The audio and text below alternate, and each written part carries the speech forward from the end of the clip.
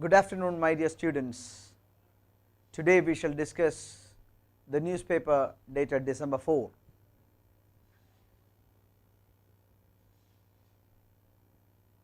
The real benefit of this program can be had only if you are already prepared with the newspaper dated December 4.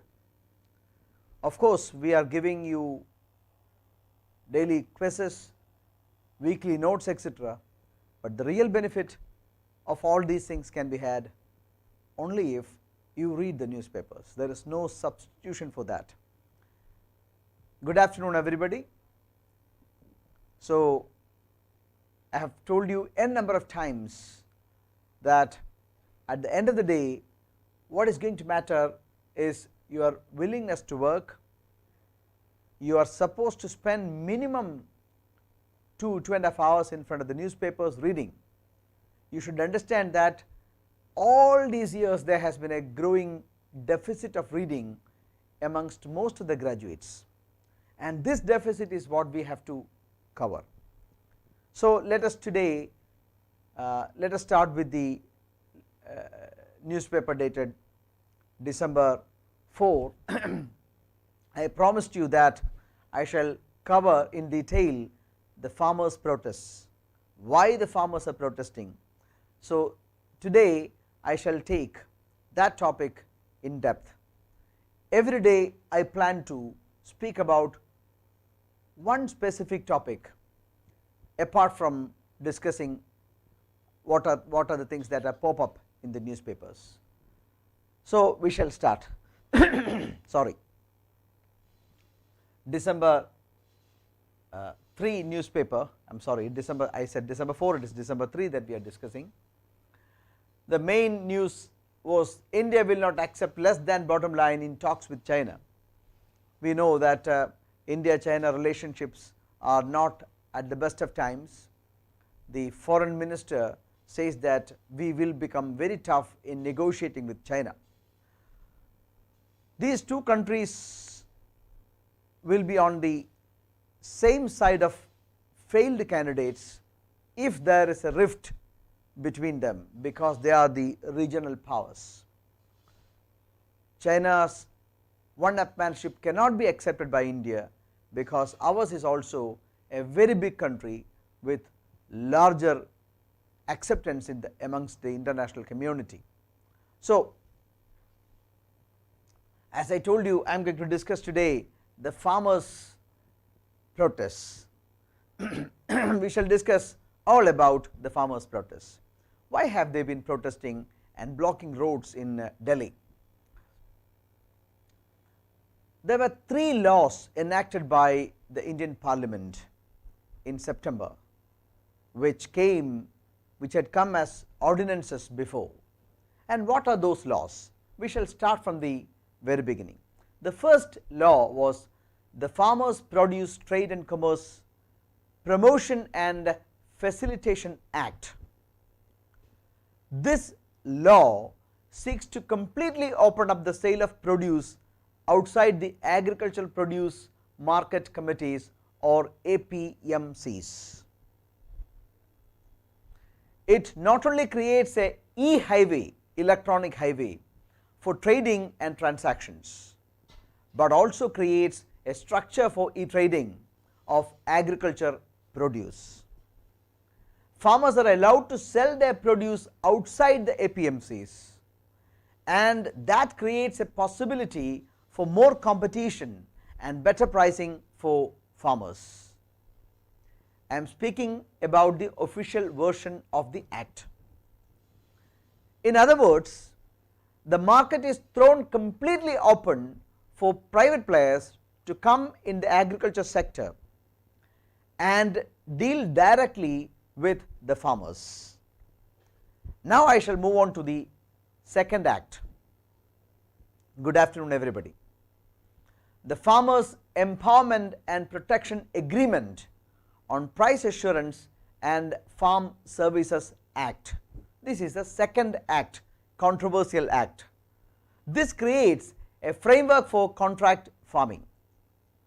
It provides a template at the national level of farming agreements with regard to agribusinesses, processing and the entire range of services including wholesalers, exporters and large retailers for sale of farming produce at a mutually pre-agreed price. The third controversial act is the Essential Commodities Amendment Act. The new act takes away cereals, pulses, oilseeds, edible oils, onion and potatoes from the list of essential commodities.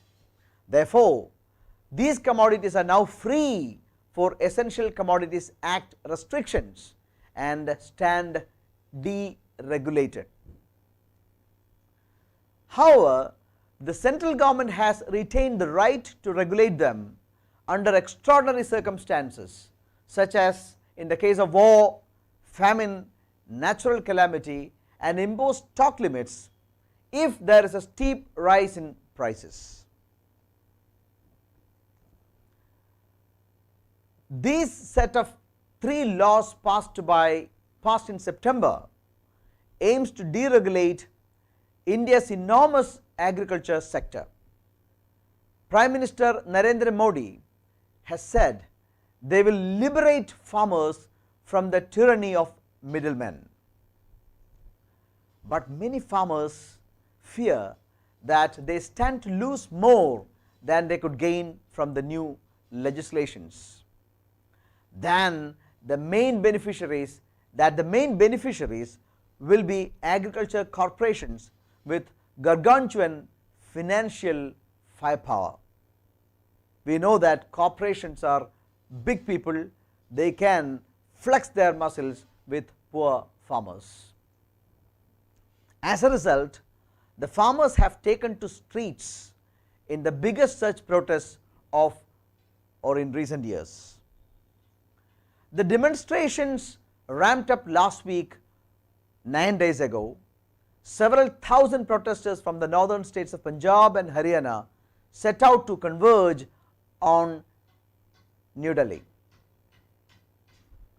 Police blocked them at the city borders, denying them permission to gather in a place of their choice. So, what do India's new farm laws do? We shall discuss that now. Firstly, they make it easier for farmers to bypass government regulated markets or the local mandis and sell produce directly to private buyers. They can now enter into contracts with private companies, a practice known in India as contract farming, and sell across state borders. The new regulations also allow traders to stockpile food. This is a shift from prohibitions against hoarding, which could make it easier for traders to take advantage of rising prices, such as during the pandemic. Such practices were criminal offences under the old Essential Commodities Act. Why is any of this a problem? We shall discuss now. Why all these things are a problem now? Farmers have some genuine concerns, nobody can undermine that. A big one is that the new rules remove many of their safeguards. More than 86% of India's cultivated farmland is controlled by small landholders who own less than 2 hectares of land.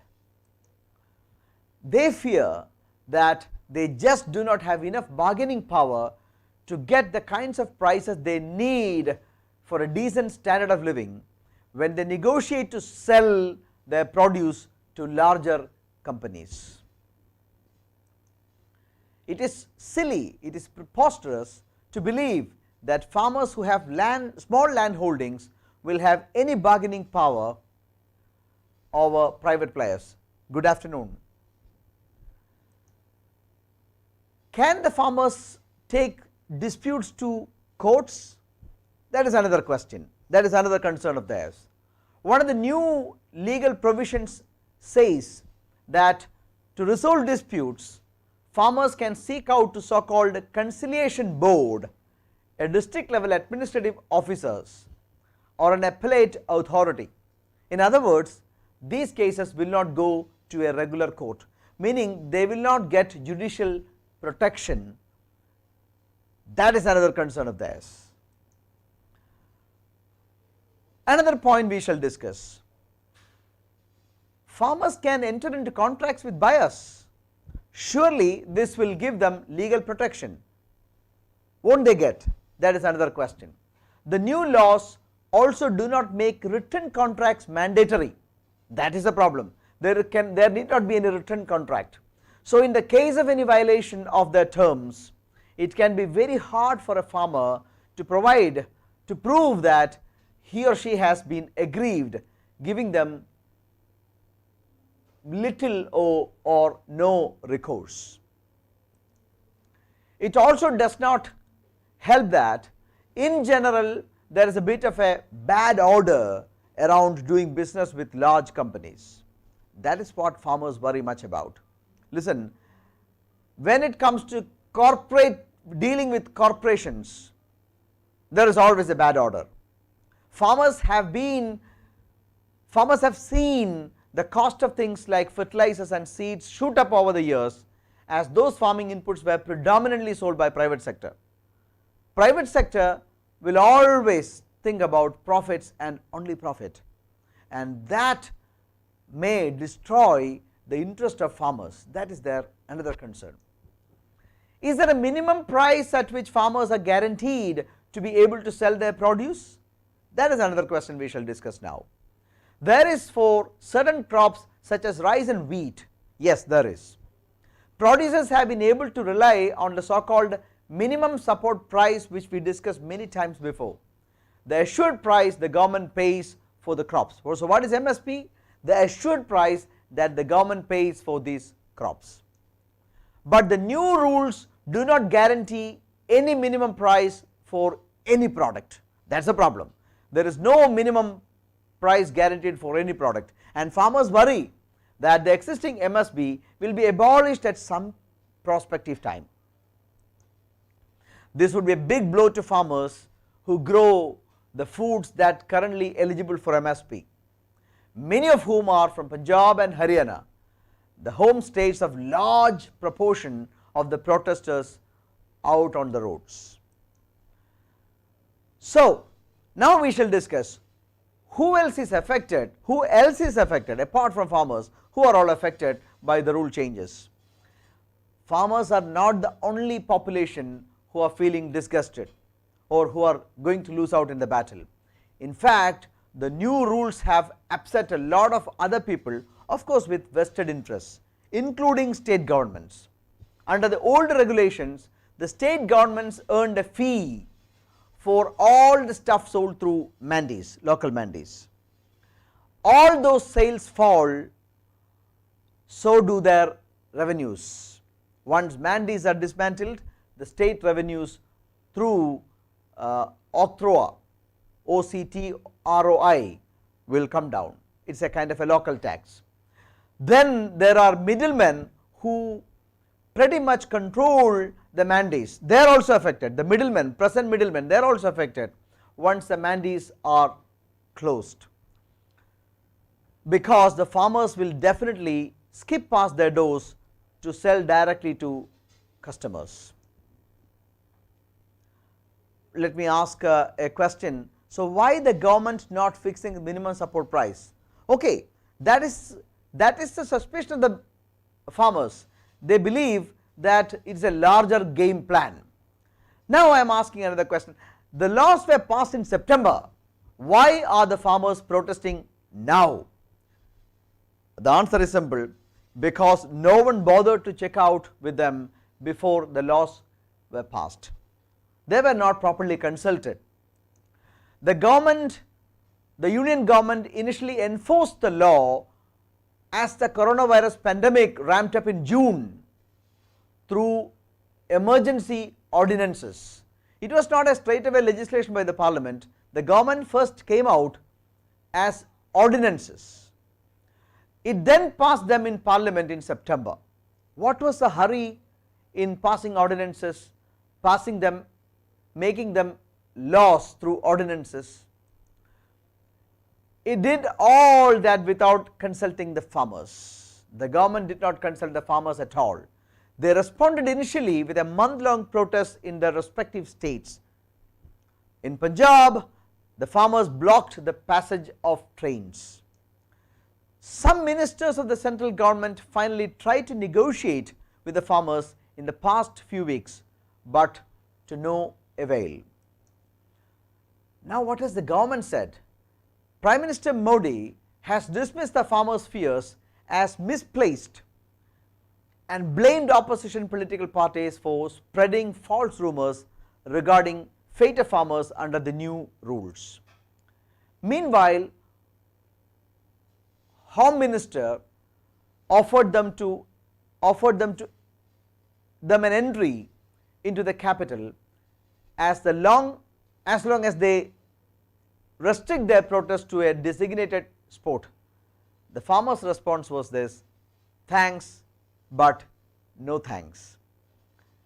So we do not know what is going to happen. Anyway, the farmers have been protesting for the past 9 days. Today they have touched the 9th day of protest. How long will it last is nobody can guess. Farmers say that the only option to the government is to do away with the laws. But the government says, now the government has climbed down. The government says that they will do Geetika, I think I have answered you the question, why the government not fixing the minimum support price? The government has been fixing the minimum support price all these years, and the government said that they will continue with MSP, but the farmers' fear is that at some point of time the government will wind up MSP. That is their doubt. Once MSP is there, it is a kind of a protection. What the government wants to do is to open up the produce for sales in the private market. This is what the farmers suspect. I think I have clearly answered you. So I have tried to give you a good idea about what has happened or what is happening in Delhi and what are the concerns of the farmers. Government must have consulted farmers before they went for the law. That is crystal clear. Now I am moving on to other topics. Britain approves Pfizer COVID-19 vaccine. Britain finally decided that Pfizer vaccine can be given to their public. So now more and more companies will come out with vaccines, and there is huge takers for vaccines all across the world. Of course, Russia has already sold vaccines to their people. Boris Johnson is invited as the chief guest of Republic Day. If it materializes, then that is going to be important from the perspective of examination. Every year during the Republic Day parade, a chief guest will be there, and that chief guest is going to be generally a international personality, head of the state or head of the government of another country. This year the government has invited, it is confirmed by the External Affairs Ministry that British Prime Minister Boris Johnson is invited as the chief guest of the Republic Day parade. But we do not know whether the Republic Day parade will happen this year in all fanfare thanks to COVID, the pandemic. Choppy tidings: the government must do more for sectors that are employment intensive before the next budget. Okay, as I told you, there is the third consecutive month where government has got more GST revenues. In September it showed increased by 4% compared to the September 2019. In October it went up by 10.5%. For the first time it closed 1 lakh crore mark in for any month, and in November it again crossed 1 lakh crore mark. So, government is very much exuberant about the growth of GST revenue, but there are people who are concerned and suspicious. They believe that that has been due to the pent up demand created in the economy thanks to lockdown. Anyway, we have to wait and see what is going to happen in the next few months. The government has already fallen short of GST collection expectations. So, the fiscal deficit is widening. Many sectors, amongst the core sectors, 8 core sectors, only fertilizers are doing good, all others are going badly. So, the situations are generally bleak, but government seems to be very optimistic. We have to wait and see what is going to happen. Read a good article. This has been a very good article. It is about the article says that the governmental hopes are over enthusiastic and highly optimistic. The article says the decline in quarterly GDP rate by 7.5%.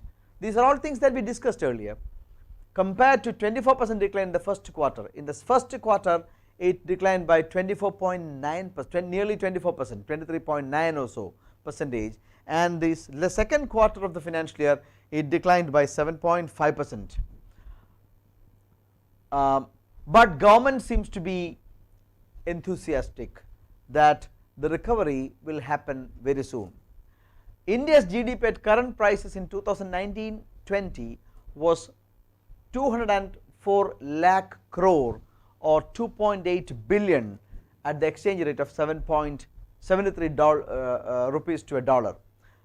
Prime Minister had the vision to make India a 5 trillion economy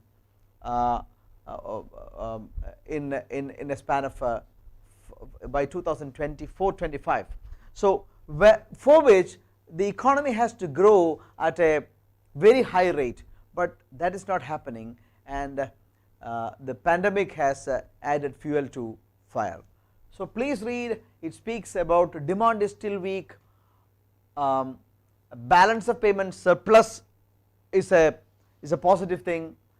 What are the prognosis? All these things are detailed discussed. So, please read. Show the patience to read. Doesn't matter how much you have understood. If you don't understand things today, if you still keep on reading, tomorrow will be yours. So, please ensure that you continuously read. What I am trying to do these programs is to ensure that I am giving seeds. I am trying to tell you all these new ideas to you, or facts to you rather. Today the Reserve Bank of India will come out with its bi-monthly economic policy. Most of you may not have even read about it anywhere or heard about it anywhere. So, I am trying to present the case to you, and Reserve Bank of India will come out with a monetary policy every 2 months. So, what are the things that RBI trying to do with monetary policy, how it will influence the economy? So, all those things I shall explain.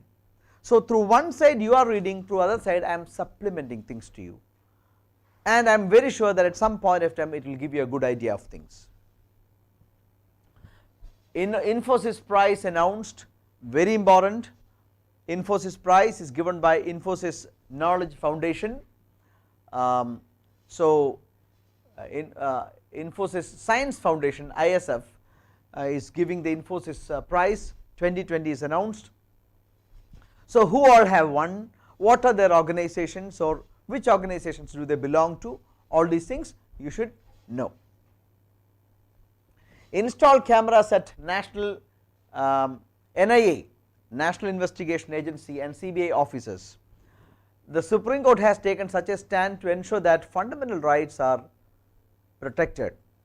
See, police are the coercive arms of the state. The police are the coercive arm of the state. Police have got lot of powers. They are the only agency which can detain you or take away your liberty to move anywhere. They are the coercive arm of the state. So, police must be controlled. There is no other go, police must be controlled. As I told you, police atrocities are going up. We know the what happened in Tuticorin a few months ago. A father and a son were brutally murdered in police custody. So, in all police stations and in all police agencies, cameras must be installed and the data must be stored for minimum 1.5 years. That is the recent directions given by the Supreme Court of India. There has never been a woman judge, CGI, says Attorney General. We speak about equality, we speak about equal opportunity, but there has not been a Chief Justice, a woman Chief Justice of India so far. So, that is what Attorney General Mr. K. Venugopal says. So, these are all food of thoughts. Please think about it, why women do not come to a level. So, all wherever you go, they are male dominated. Ours has been a traditionally male dominated society.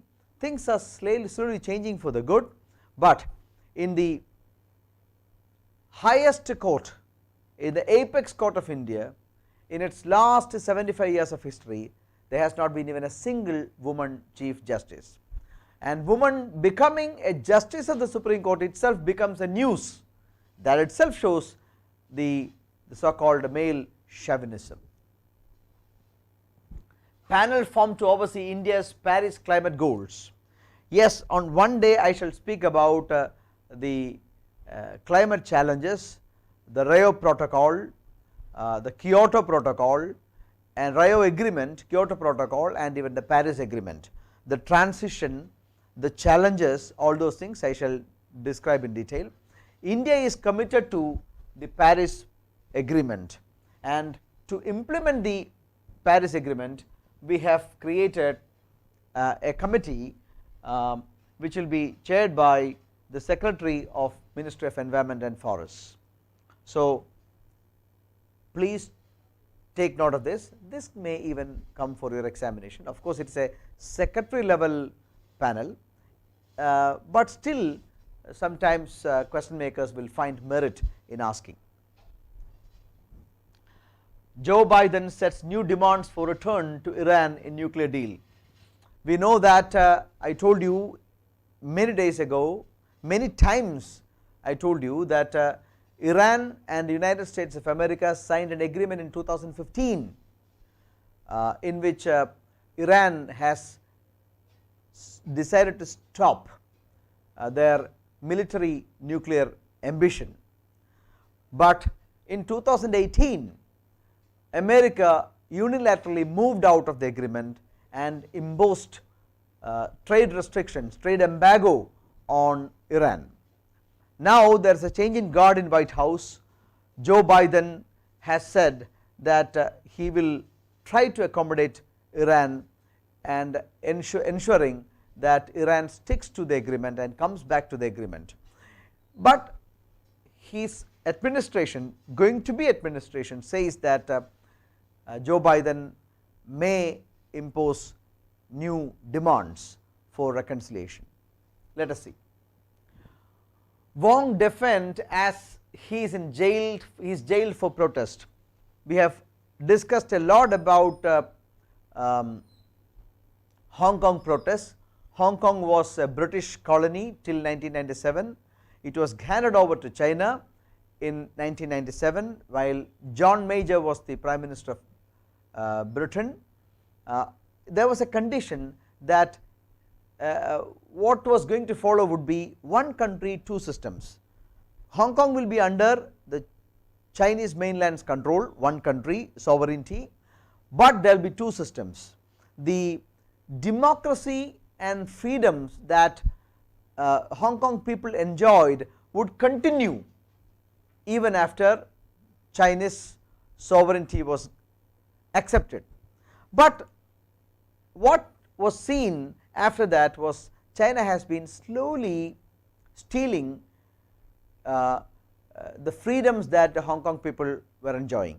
There were huge protests. There have been huge protests in Hong Kong for the past 1 year, and their young leader was arrested, and he will go to jail for 13 months for protesting against the Hong Kong administration. So, who knows, leaders are made like this. Today's revolutionaries may become tomorrow's government, tomorrow's leaders. That is history. China buys first Indian rice in decades amid scarce supply.